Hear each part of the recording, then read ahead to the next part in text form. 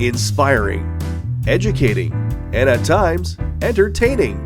This is the Retirement Years Podcast with your hosts, Mary Ellen French and Dave Wing. Hi there, I'm Mary Ellen. And I'm Dave, and today we'll talk about transitioning to living in an entirely new country than the one you live in now. At the same time, also transitioning from working full-time to retirement. So two of the biggies was something that our guest today took part in. And we'll be speaking with retired educator Colleen Kennedy, who decided to give up her wonderful apartment in Santa Monica, overlooking the harbor, and move across the Atlantic to live in sunny Spain.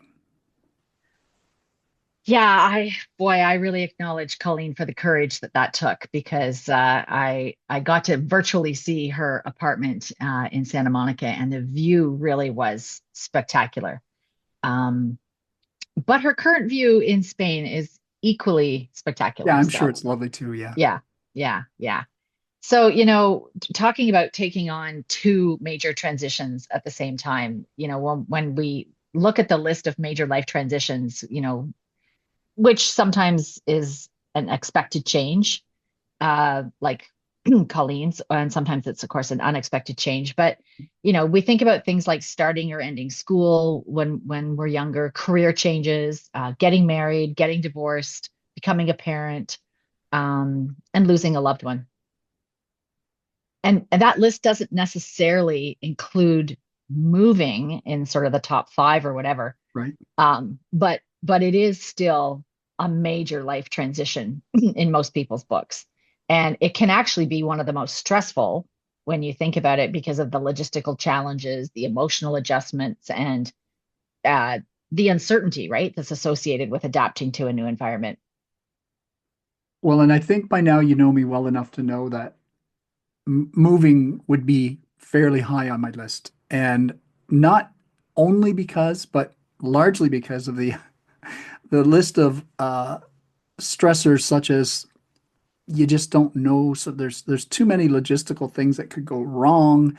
And so there's a lot of uncertainty, and that's not how I roll. I like to kind of, like I say all the time, I like to be, do things spontaneously, but as long as I can carefully plan them out first. But so a move would be big, and it is emotional because you see all the commercials that tug at your heart, where there's, in the door frame, all the measurements of the kids, and right, somebody else is going to come in and paint that over, and then of course somebody sweet like myself would take the board out first and replace it. It's just how that's what I do.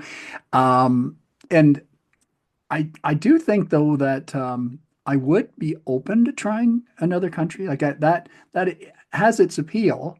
And as we'll hear with our guest today, she makes a wonderful case for Spain.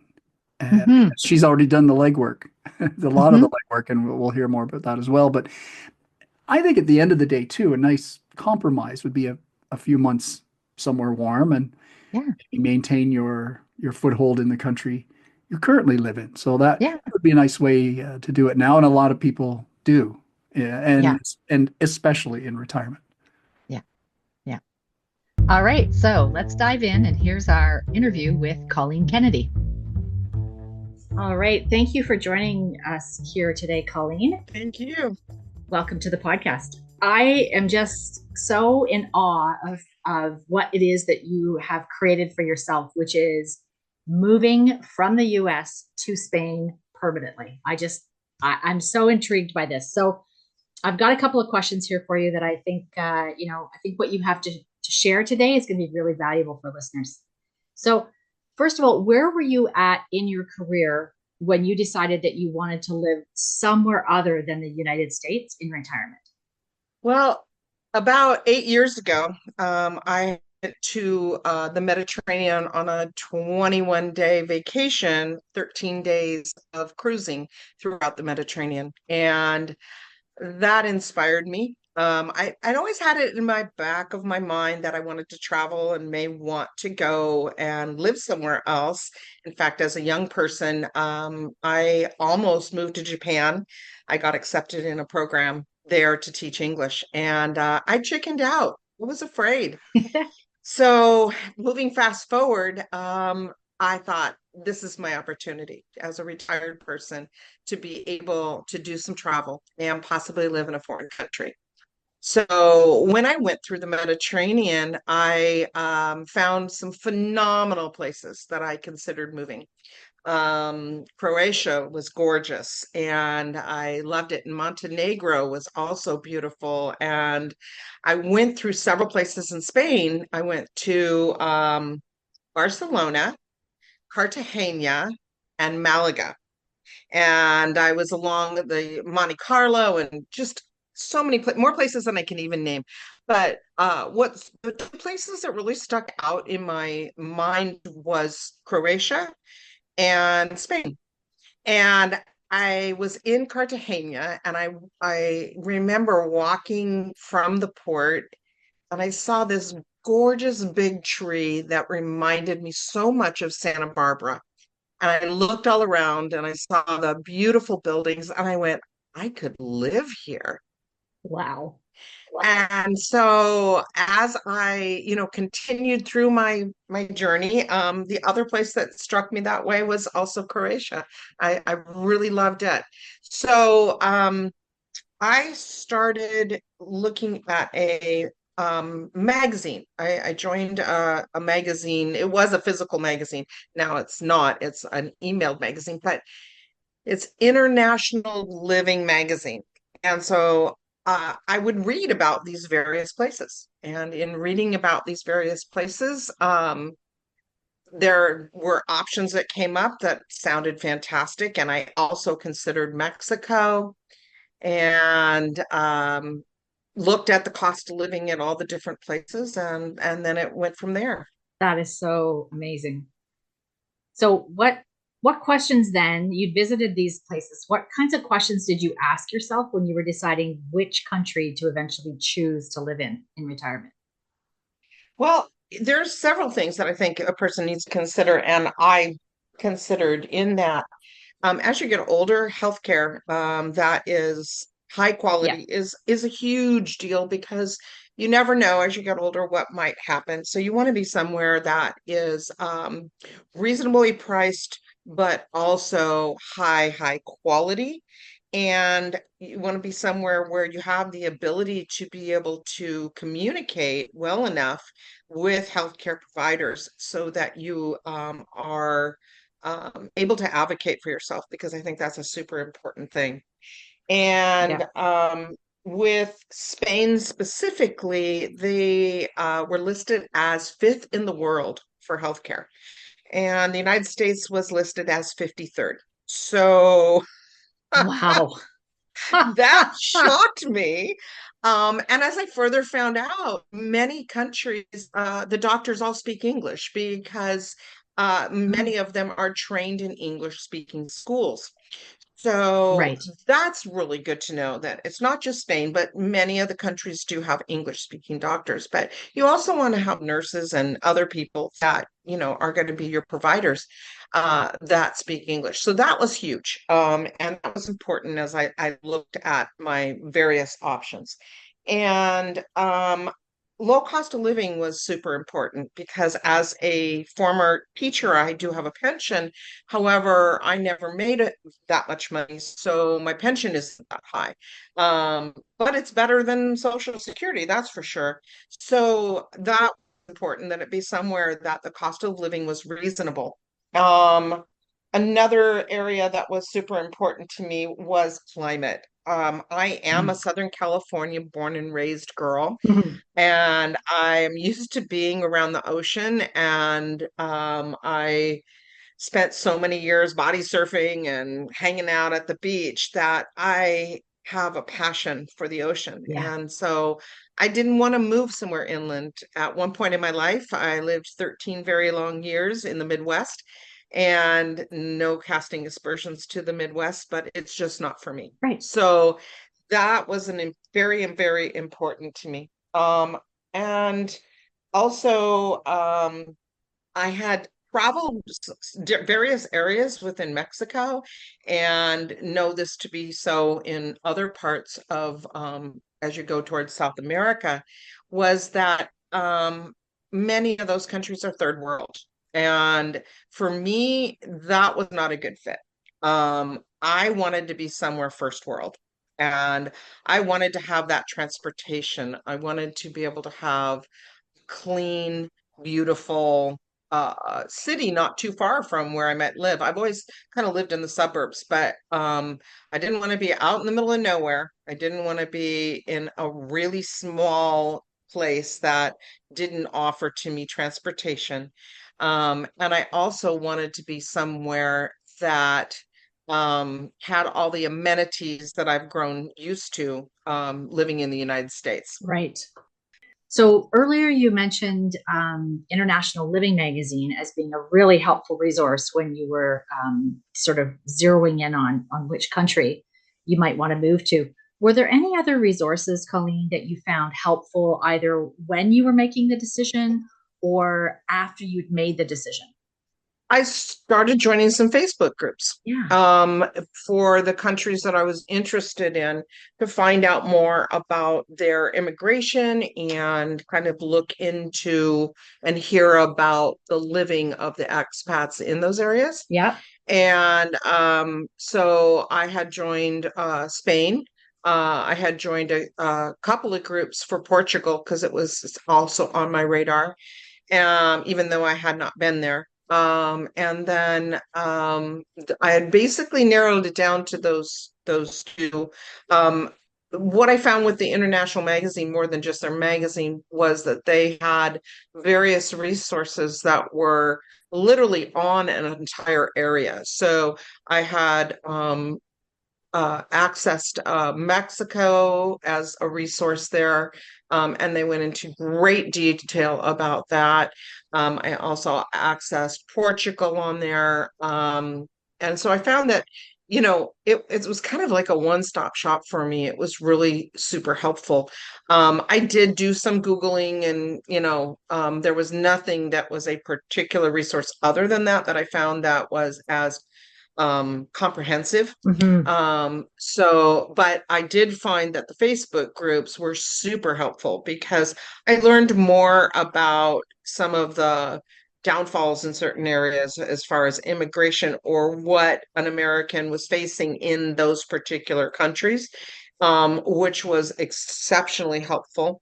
I know a lot of people have been interested in Portugal, and it is kind of similar as far as California weather, but I learned in that group about things like they're right off the Atlantic, so it's very, very cold and wet during the winters, and their housing, the way it is built, a lot of it doesn't do well in the winter, and people are cold in the winter there because of the insulation or the lack thereof. So that started becoming a concern for me too. And I mean, I've heard a little bit of that in Spain too, so you do have to be careful, but more so in Portugal because it's so much closer to the Atlantic. So, and they do get quite a bit of rain there. In fact, so much rain during the winter that was just not something that interested me. There are a few areas like the Algarves that's better, but it has become so inundated with Americans that the prices there have really skyrocketed.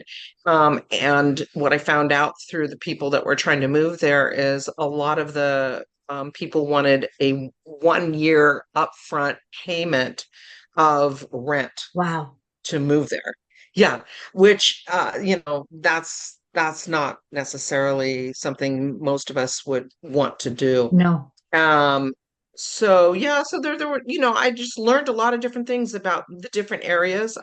One of the groups I joined was why I'm leaving Portugal.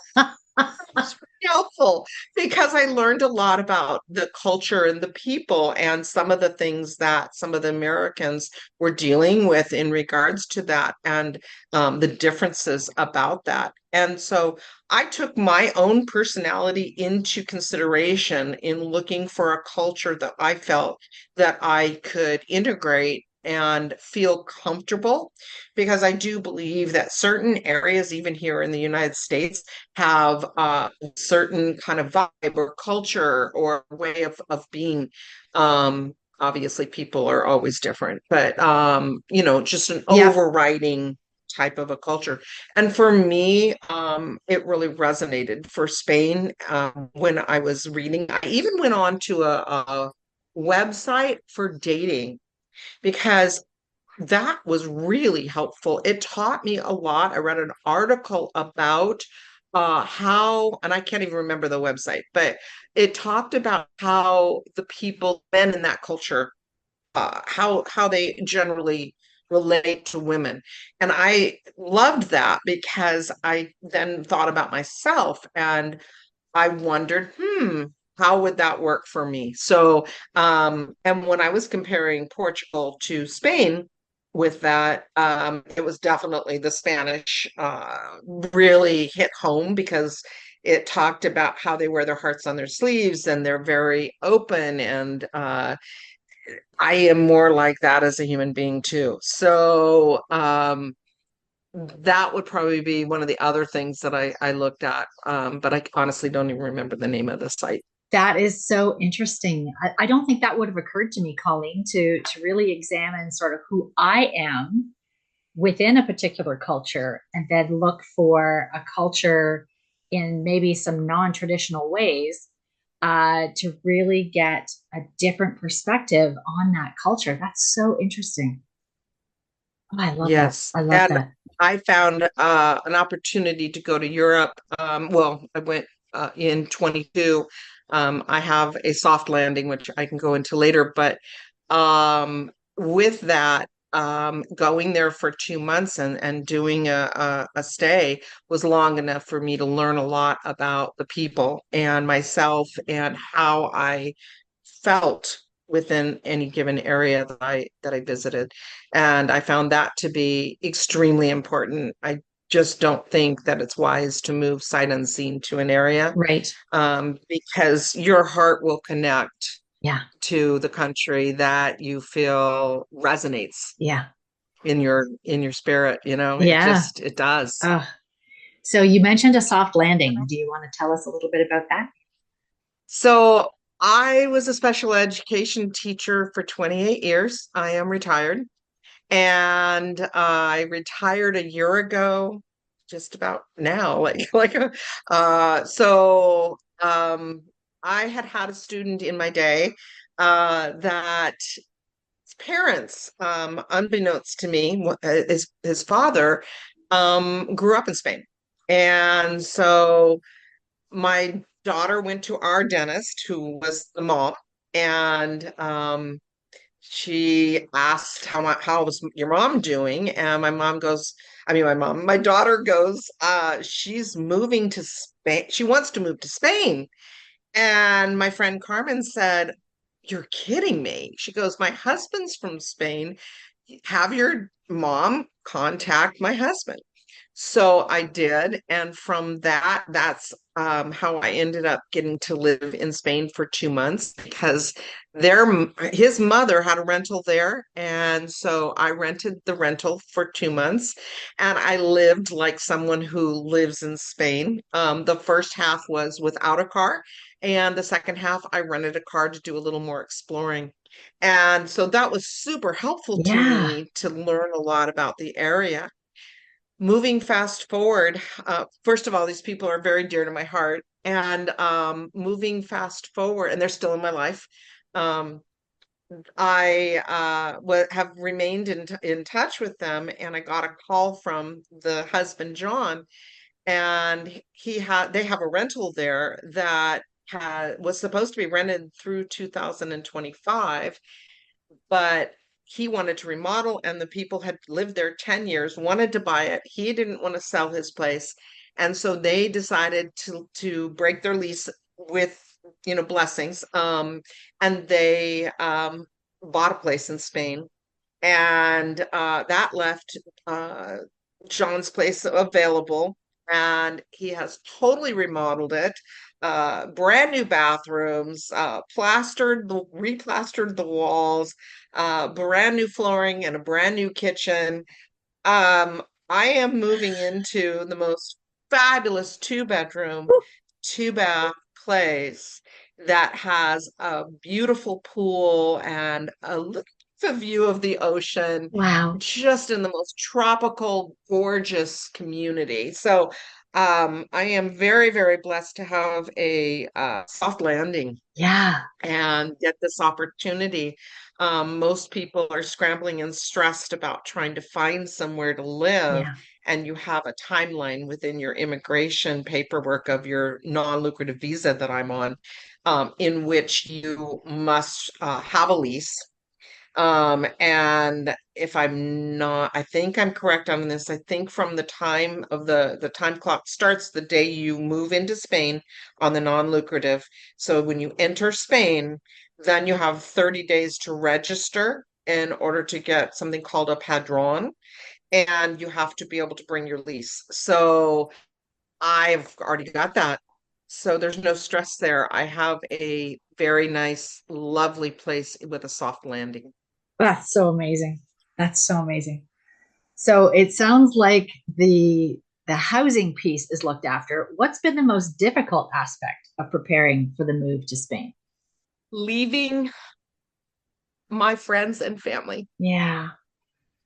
Those that I love, I will remain close with and I will stay in contact with. Thank God we have the technology. So Yeah. I won't lose relationship with anyone. No.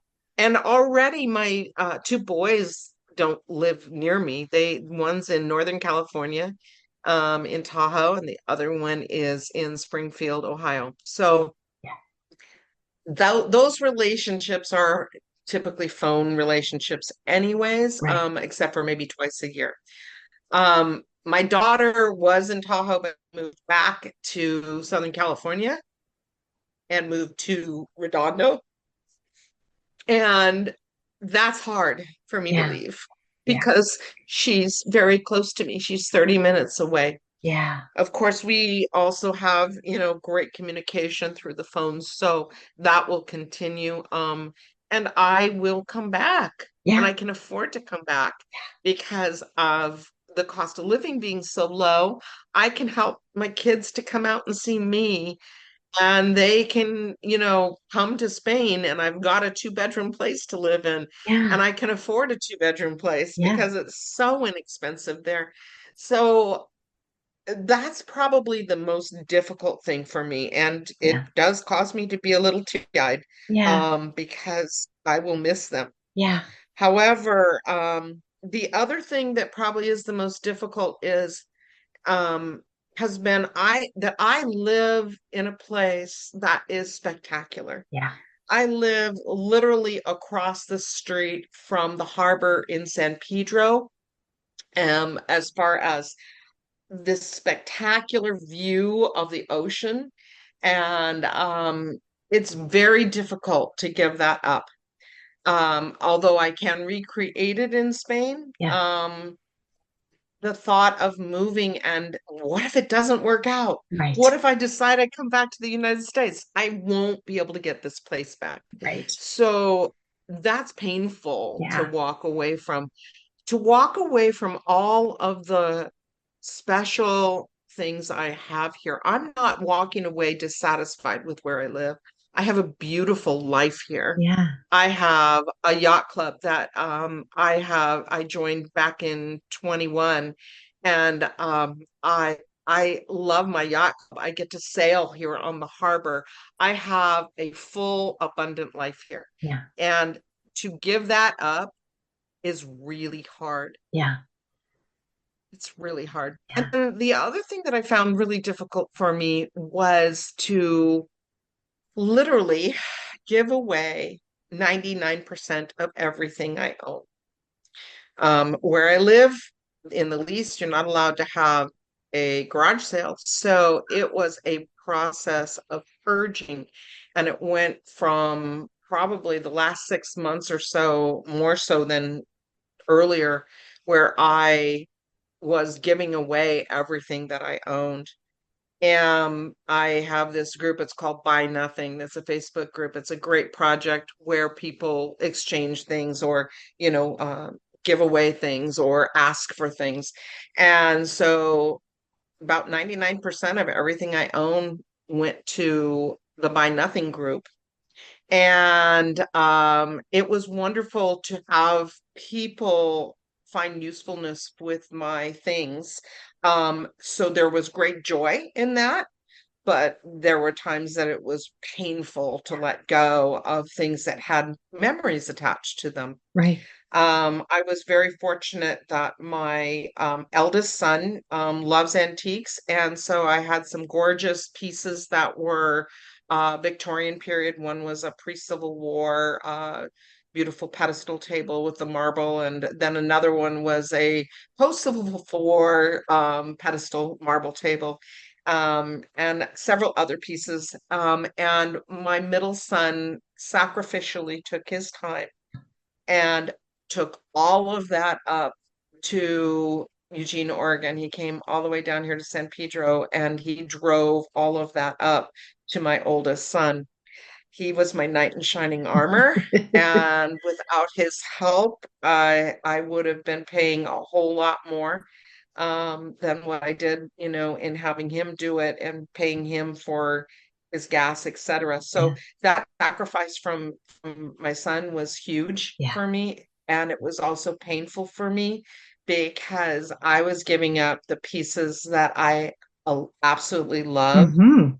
However, with that said, the caveat on that for my oldest son was, if I do come back to the United States, I may want some of those pieces. And it's just like, 4 or 5 pieces. But Yeah. yes, it was like, the thought of giving that up was impossible. Right. But everything else that went, there were pieces that left that I cried Yeah. when those pieces went. The people thought I was crazy. Like it's them that didn't have the memories Right. attached. But you're taking 65 years of your life, or in my case, 65 years of my life, Yeah. and literally releasing it to 3 17 by 24 size boxes. Wow. One big suitcase, one carry-on, and one overnight bag. Oh, I can't even imagine. Like I just can't. It's a toughie. Yeah. And I mean, being that I was living in a smaller place that did not have a garage, it was a little bit easier for me because I wasn't in a home that I had lived in for 25 years and, was having to do that. It has been downsized throughout the years as my children grew and went off to school or whatever they were doing. So that there was a lot easier, than it would be for somebody who's maybe lived one place for a very long time. And I've always been pretty organized. So for me, I'm not one to just hold on to a lot, and I'm not a collector. So it was pretty easy in comparison to someone who's lived somewhere a long time. That's fair. Yeah, that's fair. So, Colleen, what are you most looking forward to in this next chapter of your life? Abundance. Abundance. I love that. Abundance. Yeah. I get a do-over. Yeah. I get an opportunity to go and learn a new culture, meet new people, live way below my means. My costs are like a third of my costs right now. And I'm in a situation where I have a financial advisor who happens to be my son, which is fantastic. And he ran numbers for me and he goes, Mom, you're okay until the age of 92. Like I have run the computer numbers. You can stay here in your place where you live now to the age of 92 and you're fine. Your budget is fine. You will not suffer. Yeah. And that was a huge relief because I'm not running from something. No. I am running to abundance. I get that. So I get the privilege of moving somewhere that my dollar goes way further.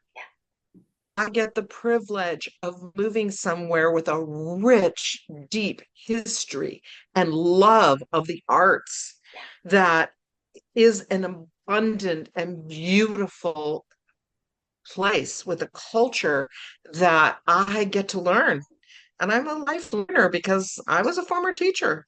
So I am so excited to be able to integrate and learn a new language, but I'm going to have to start. And that's one of the key things also. I'm moving into an area, a lot of English is spoken, and surprisingly, most of Europe speaks English. They start that at a very young age. And so if you are under the age of 40, you speak English. And some of them will apologize and say they don't speak well, but oh my gosh, you can definitely communicate. And so that was really important to me, to be somewhere that I would not be able to communicate. I was concerned about that. Like in an emergency, what do you do? But we have tools these days, and these tools help us. You have Google Translate. I happen to have a Samsung, the brand new phone. I think it's called Samsung Ultra 20, S24. It has a translator, literally has a translator. And that's phenomenal. You put the language in, you speak into the phone, and you can hold a conversation with the person they speak, and it translates in real time. We live in a day where boundaries by language no longer hold us back. So I'm excited. I really do get to have the best and the most abundant life I could ever imagine. The other thing that I love about Spain and many of the cultures that are outside of the United States, there is such an honor and reverence for the elderly. They are not cast aside. They do not have the remain youthful and young and have a certain type of image that we have to adhere to, or we become marginal citizens. That's a growing concern for me. It truly is. Living in the United States, I have really seen a loss of that reverence and honor, or even making it possible for people to grow old in our society. We're put in homes. We are considered a burden, and you don't see that in Spain. It's so beautiful. You see generations together. You'll see the great grandmother and you will see the toddler. You will see families going to dinner together. They go to dinner late, like 8 o'clock, 9 o'clock at night. They're out walking, and then they take their kids to the playgrounds at the beach and they play on the play equipment at night because it's so darn hot during the summer that it gets quite warm in the south of Spain. So the fact that they can be there and have this abundant life together, and the elderly are included in the socialization. They're not excluded and off in some rest home somewhere. I think that that's really a key point. Also, the fact that the costs for the elderly are far, far less. So this is super important to me. I never ever want to be a burden to my children. I want to be a blessing. And the fact that I can get care that can come into the home as I age at a more cost-effective, level than I can here in the United States. And so my funds would be more depleted here.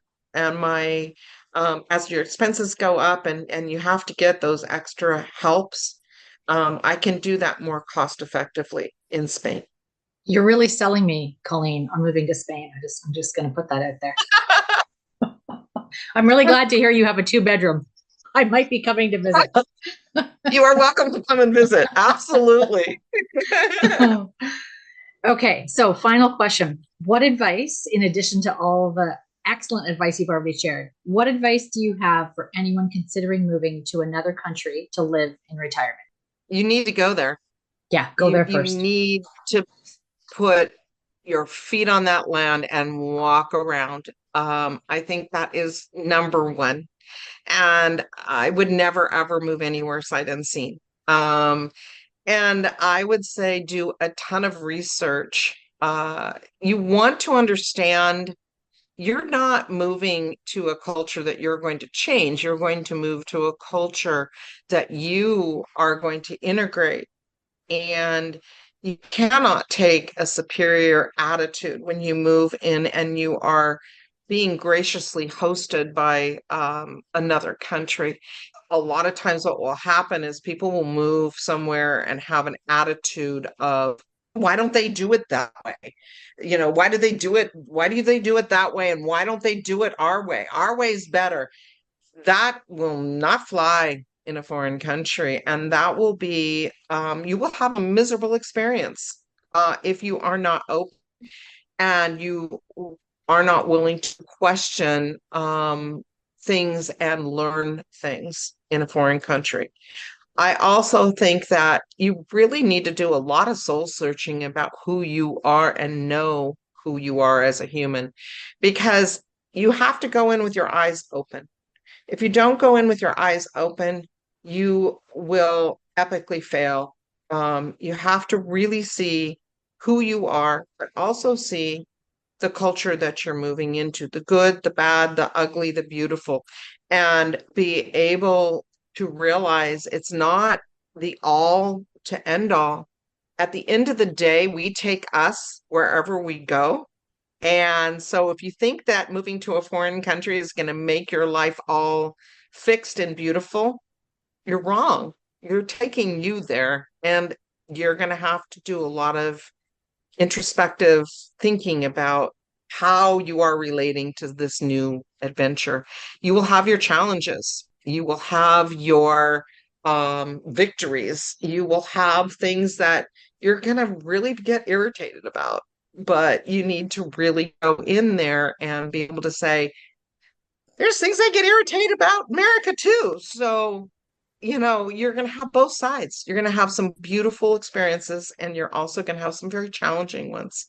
Thank you so much. I really, really appreciate you agreeing to be interviewed. And I've made so many notes on the things that you've shared that I just think will be so helpful for our listeners. So really, thank you. Thank you so much for your time today. Very and welcome. Best of luck with the move. Thank you.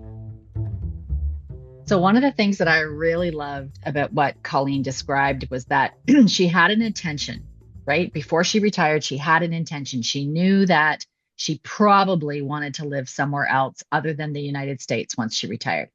So she took the time to do the research. She talked with other people. She checked out what people, had to say in moderated Facebook groups. She talked to people at the embassies. She consulted reputable sources. And she did the legwork of actually visiting several countries. Mhm. And it was really through, sharing with other people what she was creating as a possibility for herself. That's when, lo and behold, an opening came up in conversation for an apartment in Spain. And really, the timing was perfect. Yeah, and I think if you're like she went over some of the things she considered, and for me, I think again, you look through whatever lens you're currently wearing, and I think healthcare would be a really big one. Something you don't know you need till you need. Right. And we in our country, here in Canada, we do Yeah. have universal health care. And yes, there can be a case made that it's not perfect, but it's Yeah. also awfully nice to have it there and know that whatever great care you get is, well, I mean, we pay through taxation as well, but Sure. free for want of a better word. So Right. that would be big. And I think looking at those urban centers, like you may want to live in the countryside, but then what recreation, what services are available would be another big Mhm. thing. And I think finally, just the safety. If I thought a Yeah. place wasn't safe, Yeah. it would have to be awfully perfect to otherwise attract me to move there, I think. hmm Well, and listeners who tuned in season one will remember that we interviewed Louise Nadeau, who had moved to the Dominican Republic in her 70s, and she has had a few health issues in the last 6 months, and the health care that she has received down there is phenomenal. Like she Yeah. can get in to see specialists within a week. That's unheard of here Yeah. in North America, Yeah. right? Just unheard of, and at very reasonable prices. And all of the specialists that she's been to see speak great English as well as Spanish. So just a little plug for the Dominican Republic as well. International Living Magazine was one of the reputable sources that Colleen consulted. Yeah. And if people haven't checked out their website, internationalliving.com, I encourage you to do that because, it doesn't matter what age you're at, it doesn't hurt to dream. And I know that my husband and I discovered International Living Magazine, I don't know, at least 12 years ago. Oh, And we've watched some of their videos and their webinars. It is a really amazing resource. It's very trustworthy. It's super well researched, and they're not a travel magazine at all. Their mission is to provide the best information possible about living, retiring, and investing abroad. That's their whole raison d'etre. So, yeah, I would encourage listeners to check that out. Right, whether it's a vacation home that you're interested in, like you were talking about, Dave, for a couple of months, or a full-time move like what Colleen did. It's a great resource to check out.